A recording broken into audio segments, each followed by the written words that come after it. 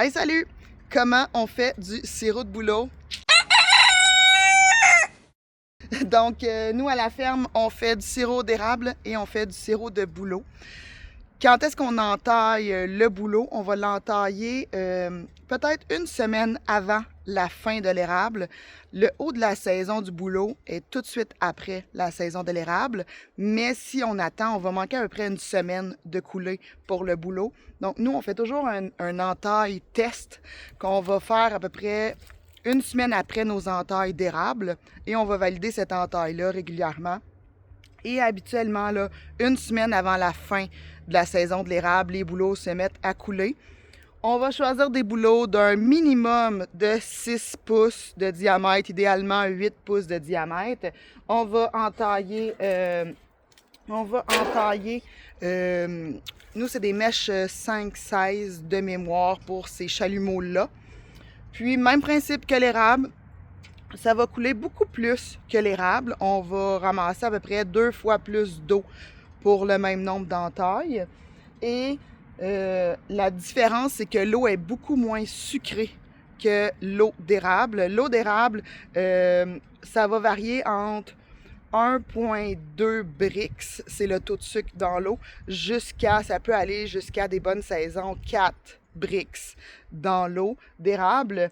L'eau de bouleau, si vous êtes chanceux, vous allez atteindre 1,5. Nous, cette année, c'est une belle saison pour le bouleau. On a à peu près 1,2 Brix dans notre eau de bouleau.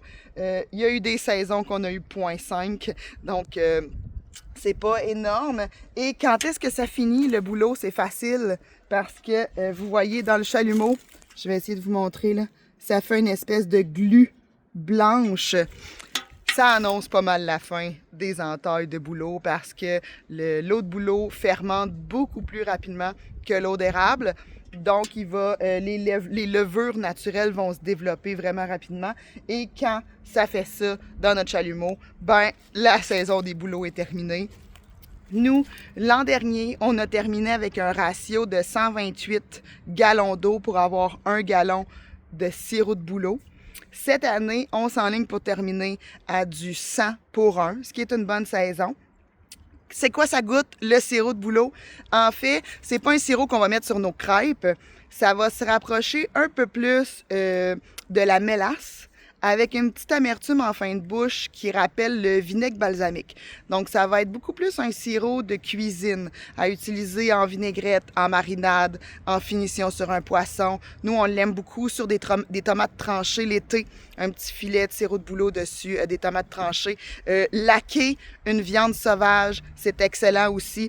Et comme le sirop d'érable, le sirop de bouleau va changer tout au long de la saison en goût. Vous voyez, nous, on a terminé notre saison, notre dernière coulée 2025 hier soir. Et le sirop de bouleau d'hier va goûter un petit peu plus la tire-éponge. L'eau de bouleau, il faut faire attention, vu qu'il y a moins de sucre dedans, on aurait tendance à la bouillir beaucoup plus que l'eau d'érable, mais c'est pas le même type de sucre à l'intérieur, et le sucre dans l'eau de bouleau tend à brûler très rapidement.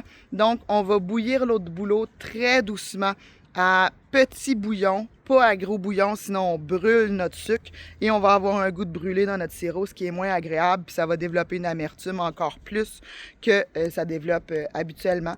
Donc, voilà, j'espère que ça répond à vos questionnements puis que ça vous donne le goût d'essayer le sirop de bouleau. Ciao!